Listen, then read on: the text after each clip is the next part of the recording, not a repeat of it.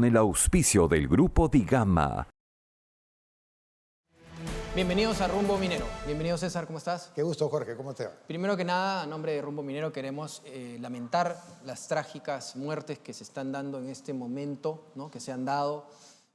A nadie le parece, digamos, satisfactorias estas muertes. Definitivamente no debe morir ni un peruano, ni un policía tampoco.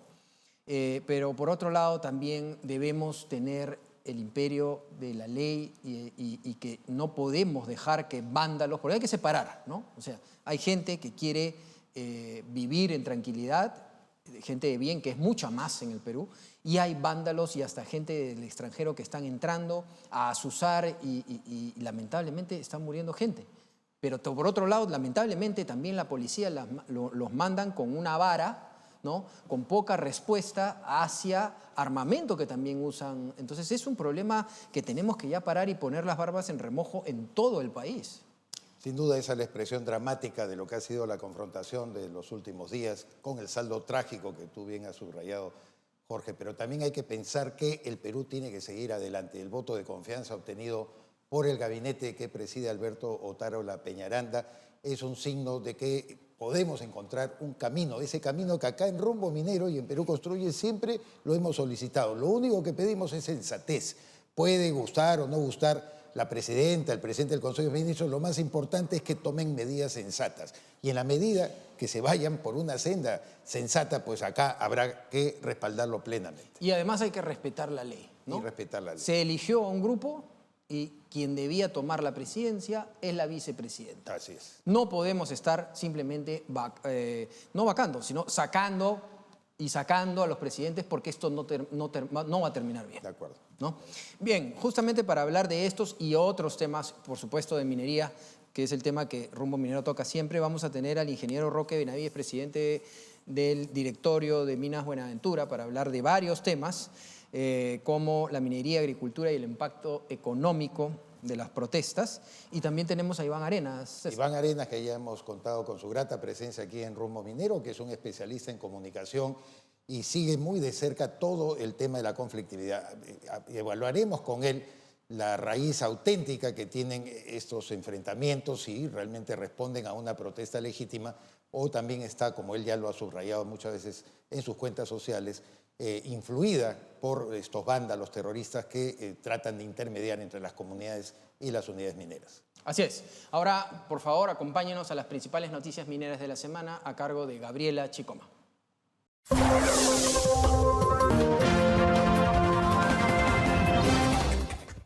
Gracias, Jorge. Estas son las principales noticias mineras de la semana. La Junta General de Accionistas de Petroperú designó al ingeniero de petróleo Carlos Edgar Vives Suárez como presidente del Directorio de Petróleos del Perú, Petroperú, a partir del 9 de enero de 2023.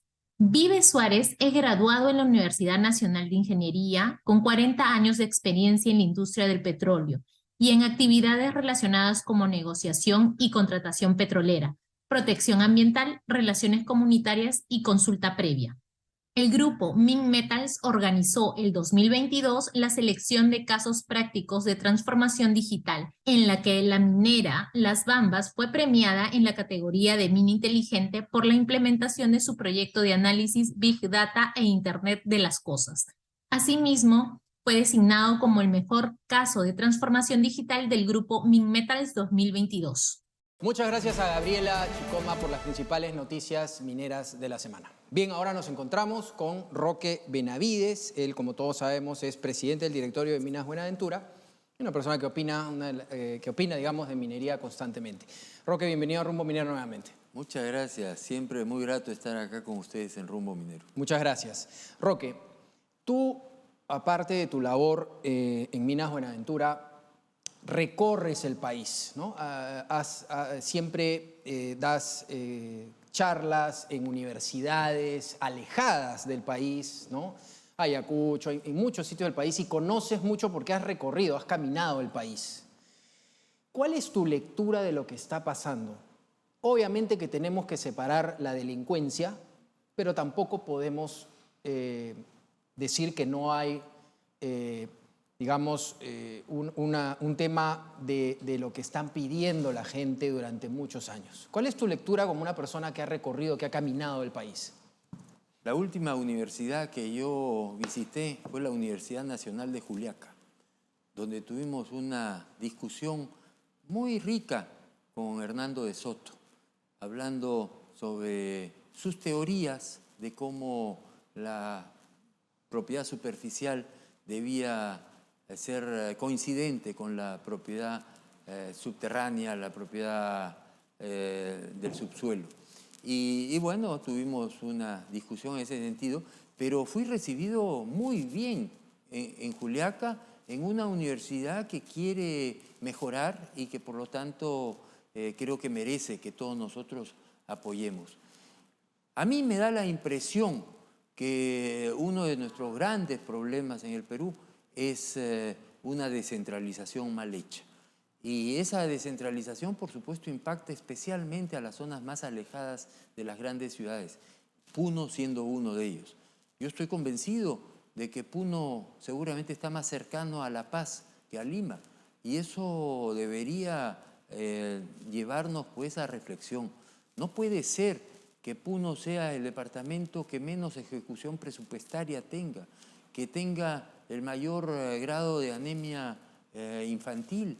Creo que hay que invertir mucho más en zonas como Puno para demostrarle a nuestros compatriotas puneños que nos interesan, que nos preocupa su desarrollo intelectual en cuanto a educación, su desarrollo en cuanto a la salud, por supuesto, en cuanto a la ejecución presupuestaria y a ofrecer oportunidades a toda la gente de Puno.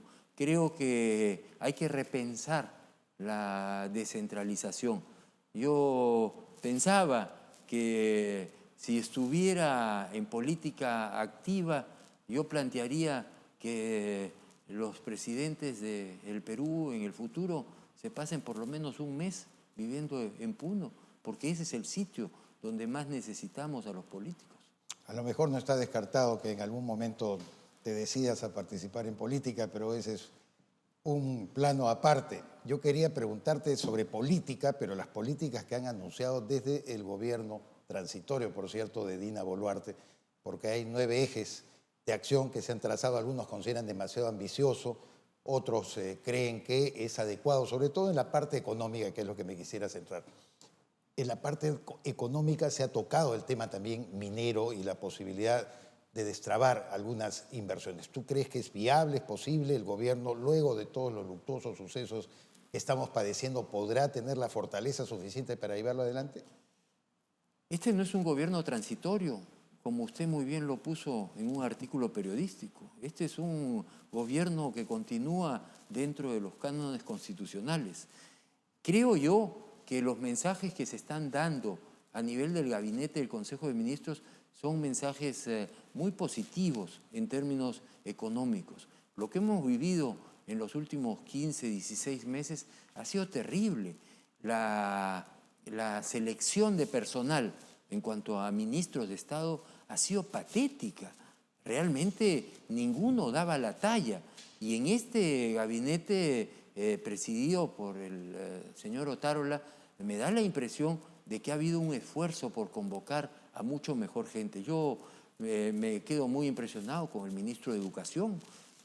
No conozco al ministro de Energía y Minas, pero los signos que estamos viendo en el Ministerio de Energía y Minas son todos muy positivos. El discurso del señor Otárola, el discurso del ministro de Economía. ¿Podrías mencionar, si me permites, Roque, algunos de esos signos a los que te refieres? Bueno, el ministro Otárola... No, del sector energía y minas. El ministro Otárola, con respecto al sector energía y minas, habló de destrabar algunos proyectos muy rápidamente. Curiosamente mencionó a 3 proyectos medianos de Compañía de Minas Buenaventura, como son la planta de Río Seco, la zona de Yumpac y, por supuesto, el proyecto de San Gabriel, que está en esta zona del triángulo, quién sabe, andino, ¿no? Que cerca de Puno, porque está en el límite entre Moquegua y Puno. Y creo que hay que buscar de destrabar los proyectos lo más rápido posible. No tengamos el complejo de por qué hemos sido bendecidos con recursos naturales, de ponerlos en valor. La industria minera se integra con otros sectores. El valor agregado de la industria minera no es solamente la transformación del metal en productos de consumo, productos industriales, sino, como dice don Luis Carranza, exministro de Economía, la integración con el resto de la economía. Hay que recordar, por ejemplo, que a mí me gusta siempre mencionarlo, el 50% del consumo de energía eléctrica en el Perú dependen de la industria minera. Quiere decir que la industria eléctrica de nuestro país depende de la industria minera y por lo tanto le da oportunidad a todo el resto de nuestros compatriotas a contar con energía eléctrica relativamente barata comparado con otros países de América Latina. Ahora, Roque, para los inversionistas, en cierta forma, la alianza, los países de la Alianza del Pacífico son, digamos, los más interesantes para invertir, o lo eran, ¿no? Ahora se han vuelto un poco rojos, ¿no? Tenemos México, tenemos Colombia, tenemos Chile y teníamos, digamos, a Castillo en nuestro país, pero ahora vemos que las cosas se están arreglando con miras a los inversionistas. ¿Qué oportunidad tiene Perú debido a que la Alianza del Pacífico se ha puesto completamente al lado de la izquierda y está, digamos, para los inversionistas se está viendo con muy buenos ojos las inversiones en Perú? ¿Qué oportunidad podríamos tener si seguimos en esa línea? La política es pendular y es evidente que México, Colombia, Chile, Perú, con el señor Castillo, tuvieron un sesgo hacia la izquierda, pero los países tenemos que verlos en el largo plazo. Y yo sinceramente creo que el Perú tiene mucho potencial para progresar, para generar bienestar, para ofrecer oportunidades. Y si nosotros sabemos beneficiarnos de esas oportunidades, creo que el Perú podrá salir fortalecido de esta crisis. Dicen que en chino dicen que crisis significa oportunidad. Yo no quiero excederme de optimista, pero yo creo que el Perú habrá aprendido de estas crisis que hemos sufrido en los últimos años. Crisis que además han sido resistidas por los fundamentos macroeconómicos. Seguimos gozando de una disciplina monetaria, de una disciplina fiscal. La SUNAT ha anunciado una mayor recaudación, pese a todos los problemas del año pasado, pero lo importante sería sugerir, Roque, algunas líneas básicas que este gobierno de corto plazo, digamos, ya no vamos a llamarlo transitorio, de corto plazo, tendría que respetar o afianzar para que de alguna manera se dé un verdadero impulso a la economía nacional. Yo creo firmemente que los meses que le toca a este gobierno gobernar pueden ser de un impulso importante y que no es que va a ser pasajero este gobierno. Un buen gobierno, no voy a decir que reemplaza los 5 años de un gobierno completo que sea bueno también, pero puede contribuir muchísimo. En ingeniería hablamos pues de la inercia, ¿no? Y la inercia viene producto de un impulso.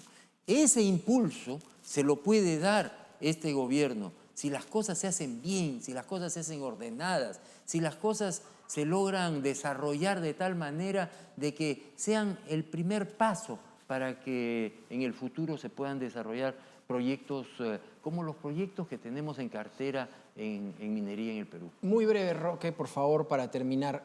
¿Cuánto gana, cuánto pierde para que puedan entender las regiones que se encuentran en estos actos radicales? Porque sabemos que hay población que no lo quiere, la gran mayoría, y hay unos radicales que sí lo quieren. ¿Cuánto gana, cuánto pierde cuando pasan estas cosas? Es difícil cuantificar porque no tengo las cifras en la cabeza, pero la inestabilidad en general no contribuye a que haya un buen ambiente. Yo llevo siempre el tema empresarial, el tema comercial, el tema económico al hogar, a la familia. Cuando en una familia hay inestabilidad, el ambiente no es el adecuado para que los jóvenes, los adultos, podamos estar tranquilos. Yo invocaría a mis compatriotas a que tengamos la tranquilidad tengamos la paciencia. Yo sé que hemos pasado momentos muy difíciles. No nos olvidemos que el COVID también nos ha golpeado mucho y nos ha frustrado mucho, más allá de la inestabilidad política que hemos sufrido. Y es por eso, yo te agradezco que hayas mencionado que siempre estoy opinando. Doy opinión no por un deseo de figuración, sino por un deseo de responsabilidad hacia nuestro país. Espacio que dejamos libre lo ocupan otros. Y a mí me da la impresión que lo que está pasando en Puno y en el sur del Perú es que tenemos muy malos consejeros que probablemente vienen del otro lado de la frontera. Muchas gracias por estar en Rumbo Minero. Bien, vamos a una pausa comercial. Estuvimos con Roque Benavides y regresamos. Para este año 2023, la inversión minera en el Perú superaría los 5.600 millones de dólares, permitiendo así marcar la pauta para el crecimiento económico del país. A través de Minpro 2023, impulsamos las transacciones comerciales de la gran industria minera y sus proveedores. Separa tu stand y participa en la rueda de negocios más importante del sector minero, que abrirá sus puertas el 27 y 28 de junio en el Hotel Westin, la cual será liderada por el ingeniero Roque Benavides, presidente del directorio de Compañía de Minas Buenaventura. No dejes pasar la oportunidad de presentar tus productos y servicios al sector más importante para la reactivación económica. Haz negocios con el sector minero, separa tu stand y participa en la rueda de negocios de Minpro 2023.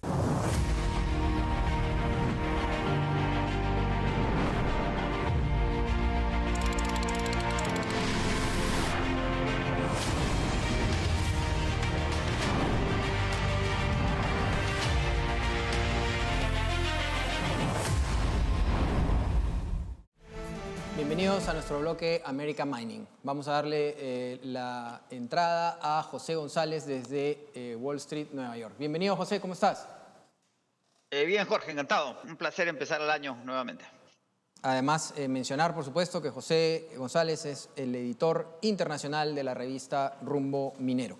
Bien, José, cuéntanos este tema tan interesante como es el ascenso del oro. Vamos a tocar estos temas y también lo del litio peruano en Nasdaq. Esta semana el oro ha cotizado en niveles máximos de 7 meses, con un aumento alrededor de 2.5 desde el comienzo del nuevo año, con perspectivas, por supuesto, macro, sin cambios mayores que pudiesen afectar la cotización del oro. La pregunta es, ¿qué se dice, especula en los mercados con relación a este ascenso que el lunes pasado llegó a cotizar solamente a $15 por debajo del nivel clave de $1.900 la onza? Es así, Jorge. El ascenso de las cotizaciones del oro que comentábamos hacia fines del año pasado ha llamado mucho la atención en los mercados, que habían descartado que llegara a los $2.000 la onza como meta, que probablemente eso se lograría hacia fines de este año que comienza. Sin embargo, el oro ha tenido un ascenso constante en las últimas semanas, independientemente de que se había planteado que tal cosa no podía suceder por la recesión y por los aumentos en las tasas de interés. Y los operadores de mercados han venido preguntando por qué razón ha venido subiendo el oro. Y parece que TD Securities, que es un banco de inversión en los Estados Unidos, tiene la respuesta según Kitco News. Según Kitco, el banco de inversión señala que hay un inversionista misterioso que es el responsable de la subida en los 2 últimos meses, y no el cambio de la narrativa macro o la especulación de mercado. Y señala TD Securities que ese inversionista misterioso es el Banco Central de China, entre otros bancos centrales.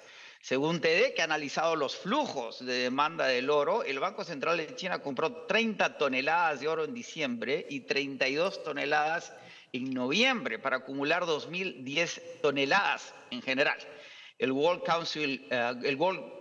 Gold Council, que sigue los desarrollos en el oro, señala que los bancos centrales del planeta aumentaron su posición de oro en el tercer trimestre del año pasado en 400 toneladas, un incremento del 300% comparado al año 2021, y que la tendencia debería continuar este año. El mercado está esperando ansiosamente el reporte del cuarto trimestre, donde se comprobaría la demanda china, además de Rusia, que parece que está comprando oro en ingentes cantidades. Según TD Securities, esta demanda del Banco Central de China sería responsable por $150 en el aumento en las cotizaciones y que la clave para el año que empieza es que si esa demanda continúa, el oro podría superar la barrera de los $2.000 la onza o acaso corregir.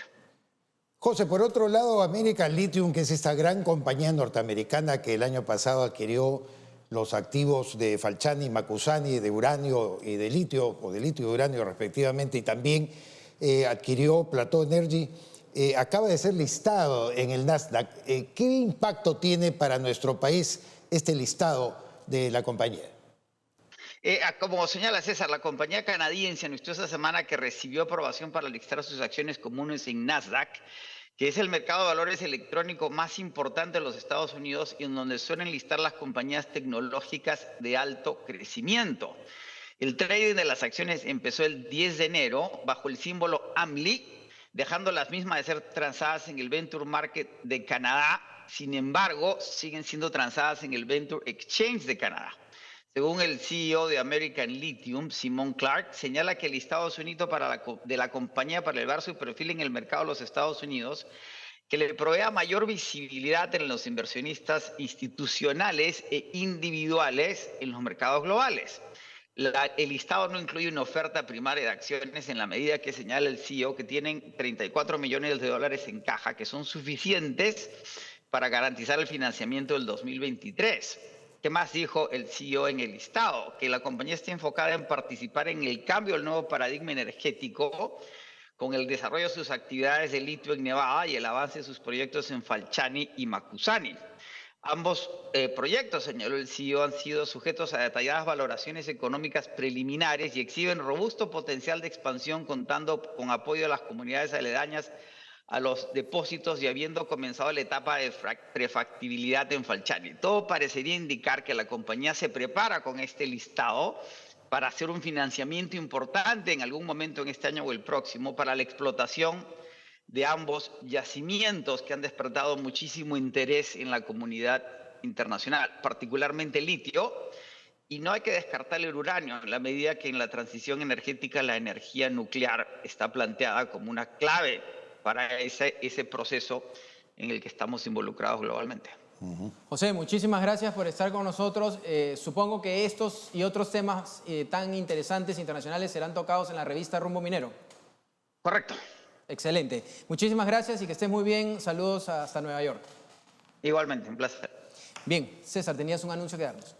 Como siempre, Jorge, presentar en este segmento el bloque del Instituto de Ingenieros de Minas del Perú.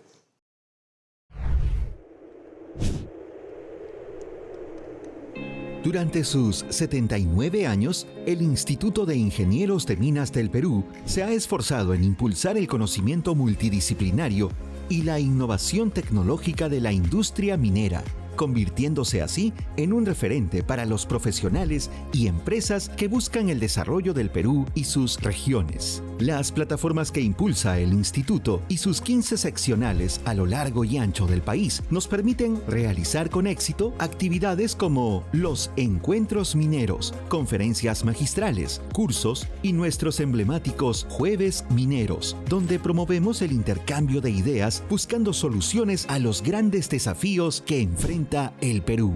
Asimismo, buscamos aproximar de manera activa al público en general a la realidad del sector minero y su desempeño a través de la publicación de libros, boletines y la revista Minería. En la actualidad, el Instituto también contribuye al desarrollo de la industria, organizando eventos de prestigio global como lo son ProExplo y PeruMin, espacios que congregan a los principales actores vinculados al sector y donde se analizan los retos y se resaltan las diversas experiencias. En PeruMin 35 volvimos a la presencialidad en Cerro Juli, Arequipa, y se logró alcanzar un nivel récord de 65,000 visitantes. Contamos con importantes expositores nacionales e internacionales. Entregamos el Premio Nacional de Minería y reconocimientos a las mejores propuestas de PeruMin Inspira y PeruMin Hub. Extemin, con más de 800 empresas representadas y 11 delegaciones internacionales, impulsó el intercambio y actualización tecnológica de la minería, así como el relacionamiento con las empresas. El Instituto de Ingenieros de Minas del Perú mantiene su compromiso con la promoción de la inversión minera competitiva, responsable, sostenible y solidaria, buscando un desarrollo económico equitativo y la mejora de la calidad de vida de todos los peruanos. Bien, como habíamos anunciado, ahora nos encontramos con Iván Arenas, él es especialista en conflictos sociales. Iván, ¿cómo estás? Bienvenido a Rumbo Minero. Jorge, ¿cómo estás? Muchas gracias. Sí. Iván, ¿cuál es siendo tú un especialista en todos estos conflictos, cuál es tu lectura de lo que está pasando, este vandalismo desbordado, ¿no?, en Puno? ¿Qué es lo que está pasando y qué es lo que tú recomendarías que se pueda hacer? Danos una óptica desde tu conocimiento. Pero yo creo que hay 4 puntos importantes. La primera es que hay una estructura económica. Esa estructura económica es básicamente ilegal, informal también, pero básicamente ilegal. Luego vienen, digamos, hay un montaje de, no quiero llamarlo sendero luminoso, no quiero llamarlo Movadebes, pero sí quiero llamarlo el maoísmo extremo, que está presente desde Bolivia, con Puno, con Apurímac, con Cusco, con Ayacucho y con Arequipa, que son las regiones más fuertes. Lo tercero es que vienen, digamos, la izquierda identitaria, que es una izquierda que apela a la identidad, a los grupos, que básicamente es una izquierda, digamos, no está definida en torno a algunas cosas elementales, pero sí ellos elevan lo que ellos denominan la plurinacionalidad y estas cosas, cosa que el maoísmo extremo no cree en eso, ¿no? Y luego viene un profundo, digamos, anti-establishment, anti-Lima, de parte de mucha de la gente, ¿no?, bastante de la gente. Yo me pregunto por qué, por ejemplo, no lo han llevado esto, a pesar de que ha habido conatos, a pesar de que han existido algunas, han tratado de hacer unas interrupciones básicamente en los corredores mineros o en las zonas aledañas a las empresas mineras, a las operaciones mineras. ¿Por qué no lo han hecho? Porque la estrategia política no era, quiero tomarlo entre comillas, no era mineralizar el conflicto, sino que querían ellos sacar de la minería.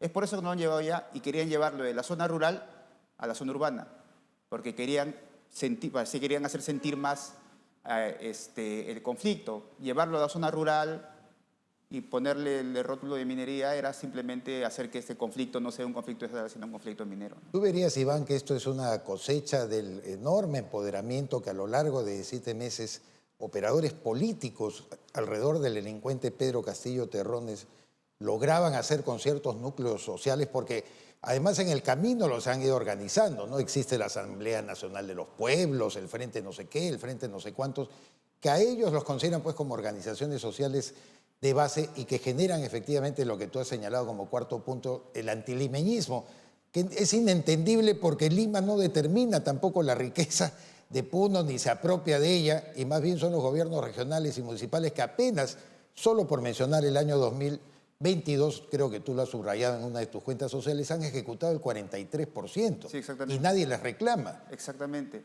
Hay un profundo rechazo, reconocen a Lima como el anti-establishment. Lo que pasa es que han sabido cosechar, han sabido elaborar esto que se llama narrativa, una narrativa muy potente contra Lima, básicamente, y contra los grandes medios de comunicación, y eso, de alguna u otra manera, estuvo abonado durante periodo de gobierno de Pedro Castillo, ¿no? Hay una cosa que la gente dice, y la izquierda debería hacerlo, porque la izquierda no hace, digamos, no separa la paja del trigo.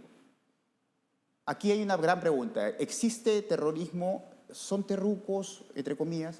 Mira, yo no te puedo decir que todos, pero yo sí, de acuerdo a los análisis que hemos hecho, yo sí puedo ver que en algunas regiones existen bastantes elementos que son vanguardias de maoísmos extremos, muy extremos, y vanguardias comunistas de izquierda identitaria muy fuertes. No son todos, pero sí son. O sea, sí están dando línea, dando dirección. Ahora hay un debate muy fuerte, por ejemplo, en el seno del maoísmo extremo.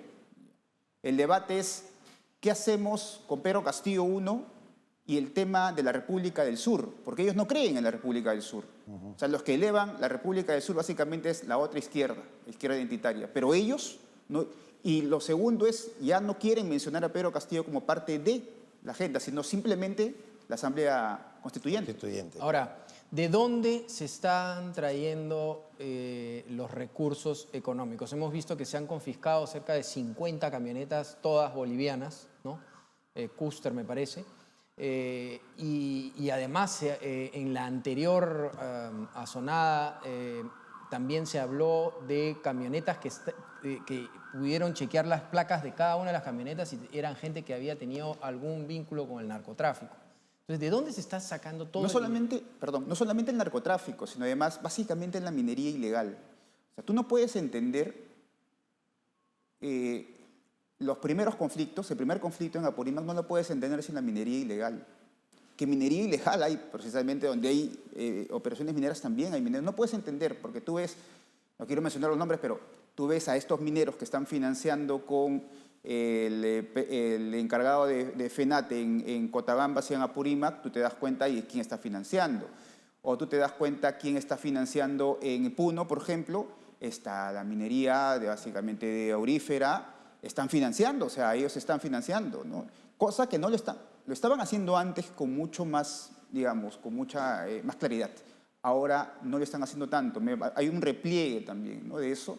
Pero sí, ellos definitivamente son la estructura económica que le da fuerza a esto, porque lo que los une básicamente es el anti-establishment, ¿no?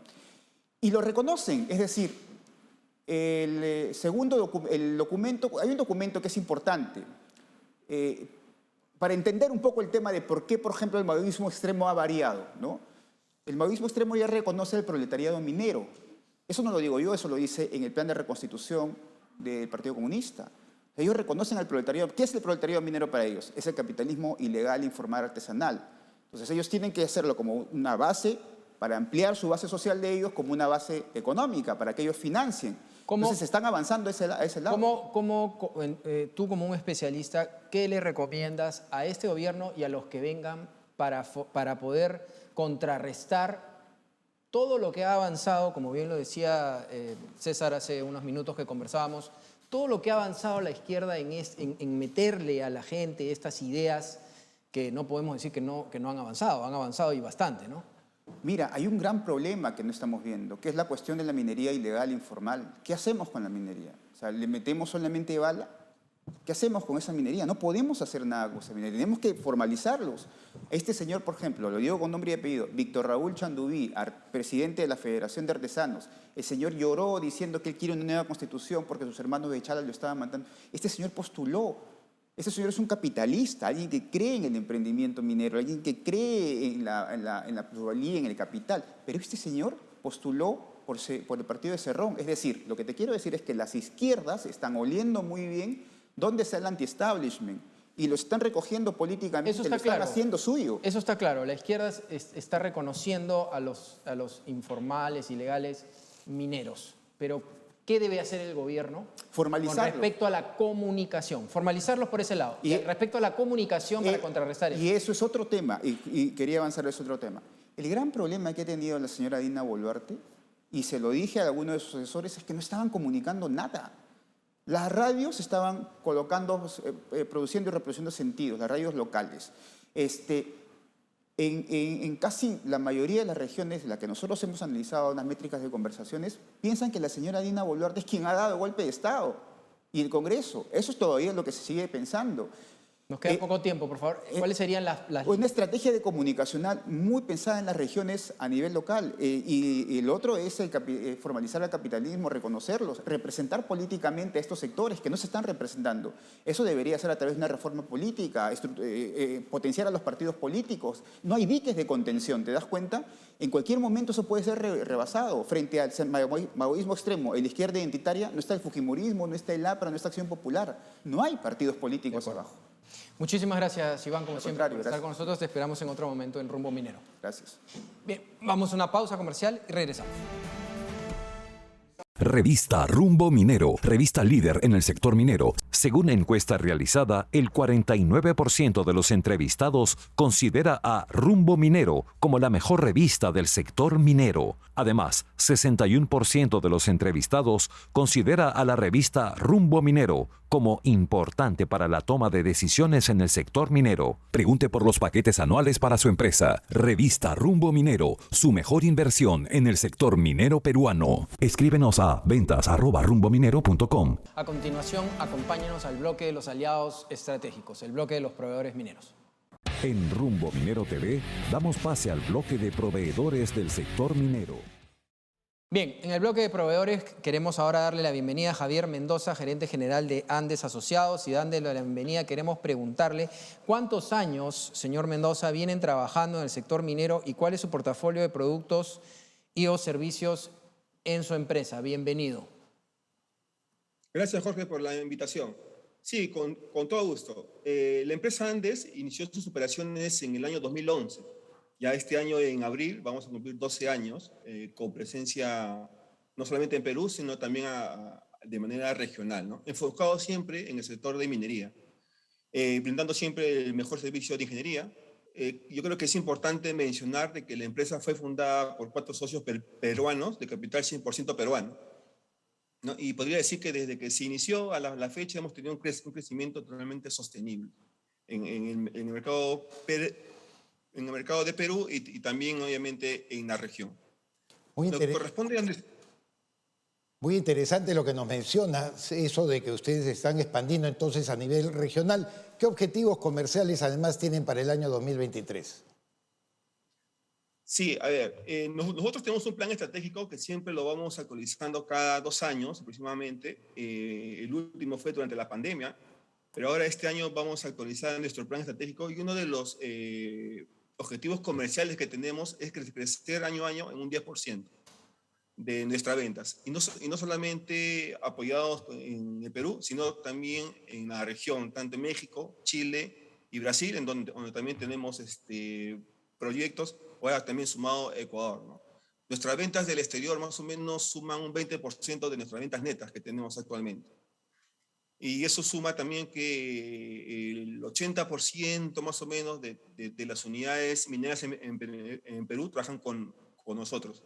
Así que esa diferencia del 20% es lo que nos falta trabajar para poder seguir creciendo tanto en esta región de Perú, ¿no? Brevemente, por favor, para terminar, coméntenos sobre el trabajo postventa o seguimiento que realizan con los clientes. A ver, esa es una buena pregunta, porque en realidad siempre nuestros clientes, o que es el sector minero básicamente, en sus encuestas que siempre hacemos o que la competencia hace, siempre la postventa es el que tiene menor calificación, ¿no? Pero nosotros tenemos un buen procedimiento y políticas de postventa que está alineado básicamente a nuestra respuesta rápida. El cliente lo que le gusta es siempre que las soluciones técnicas sean rápidas y respuestas rápidas, ¿no? Porque obviamente también a ellos su operación no para y necesitan darle soluciones técnicas a sus proyectos, ¿no? Y eso también está alineado a nuestro servicio ambiental, que es el que acompaña para que los proyectos siempre sean exitosos y obtengan los permisos rápidamente, que eso es lo que básicamente está enfocado nuestro servicio de postventa, ¿no? Bien, muchísimas gracias a Javier Mendoza, gerente general de Andes Asociados. Felicitaciones por la gestión y esperamos tenerlo en otra oportunidad. Muchas gracias a ustedes. Gracias. Hasta luego. Un saludo.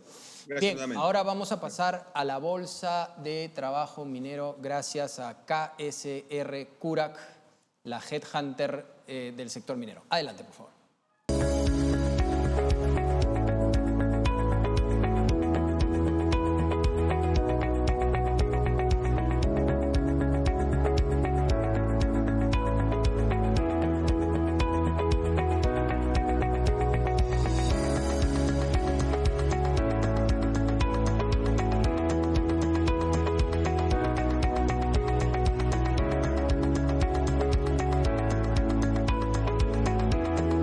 Segunda entrevista del bloque de proveedores. Tenemos el gusto de presentar al señor José Huerta Latrista, gerente general de Tower & Tower. Dándole la más cordial bienvenida, señor Huerta, le pregunto directamente cuántos años vienen trabajando en el sector minero y cuál es el portafolio de productos y o servicios que brinda su empresa.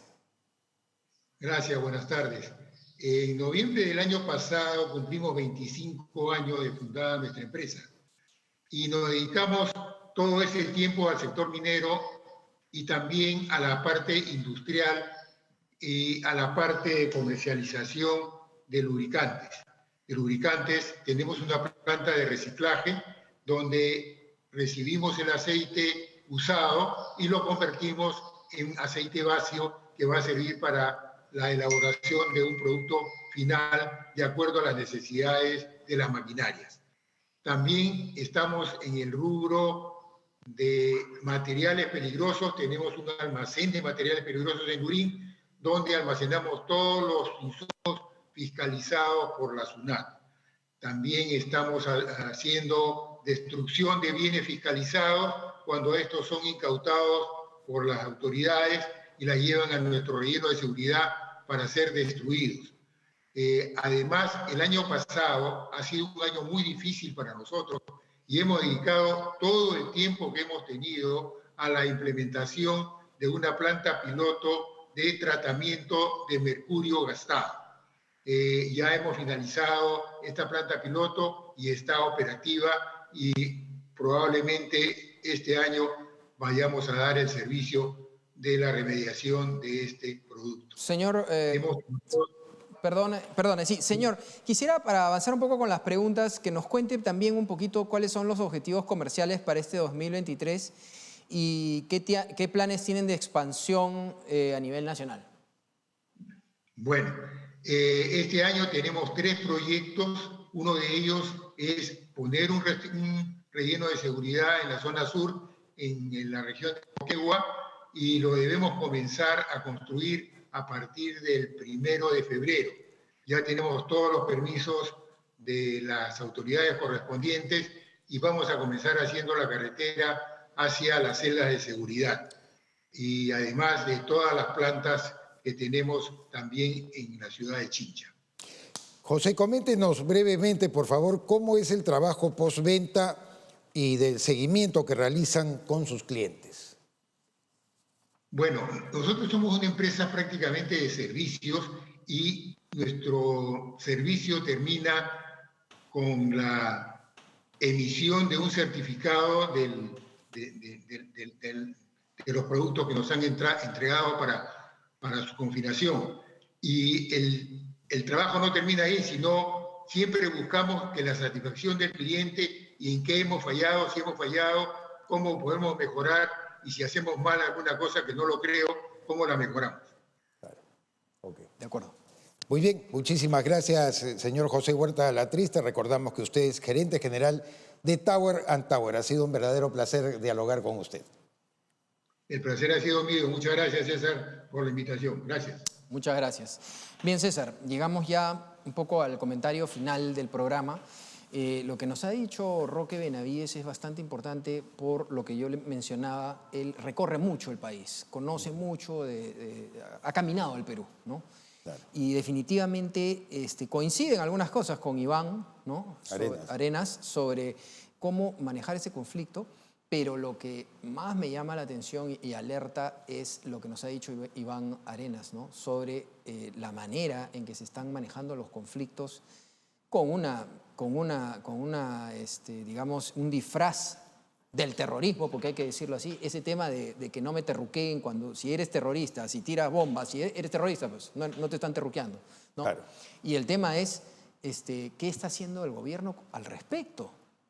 Porque lo decía Roque, si no comunicamos, ahí hay un espacio.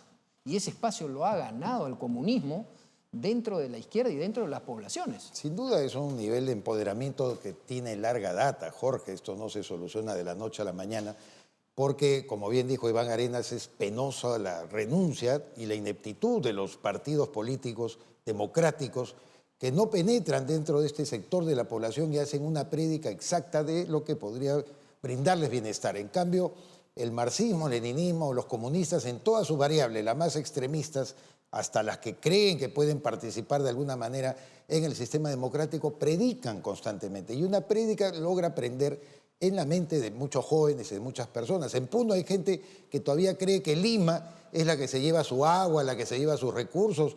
Yo he escuchado a gente decir que incluso le temen a la construcción de una central hidroeléctrica porque dicen que hay capital chileno y que los chilenos se quieren llevar el agua no sé por dónde, desde Puno hasta su país. Entonces, si hay esa forma de pensar es porque alguien le ha metido en la cabeza. Entonces, la batalla cultural y la batalla ideológica todavía yo creo que va a ser larga. Esto, como bien dice César, no se soluciona de la noche a la mañana, pero yo le hago una pregunta a la presidenta de la República, Dina Boluarte. ¿Cuál es el plan de comunicación? Porque esto es un tema de comunicación. ¿Cuál es el plan de comunicación que se tiene en las radios nacionales que son tan poderosas, tú como comunicador lo sabes, tan poderosas a nivel nacional? ¿Cuál es el plan que se tiene para contrarrestar lo que les están metiendo a la gente, todo ese veneno que le están metiendo a la gente, a nuestros hermanos en las provincias? ¿Hay algún plan? Sería bueno que lo dé a conocer porque realmente estamos generando una inestabilidad y ese plan es muy importante. También al Premier, por supuesto, preguntarle. Claro que sí, claro que sí. Bien, como ustedes saben, regresamos ya este año a las preguntas de nuestro Twitter, las encuestas de nuestro Twitter. La pregunta, para que ustedes puedan entrar al Twitter y contestar, es: ¿las protestas y disturbios en el sur del Perú afectarán la minería, la actividad minera en la región? Atención a las opciones de respuesta. A, no en la medida que no se den en las zonas mineras. B, probablemente si se mantienen y extienden. C, definitivamente porque crean inestabilidad. Bien, les agradecemos muchísimo por estar con nosotros en Rumbo Minero. No se vayan a olvidar, en unos minutos sigan acompañándonos. Entramos con Perú Construye para hablar de todo lo que es infraestructura. Como siempre, César nos acompaña tanto en Rumbo Minero como en Perú Construye. Y en unos minutos nos volvemos a ver. Muchas gracias.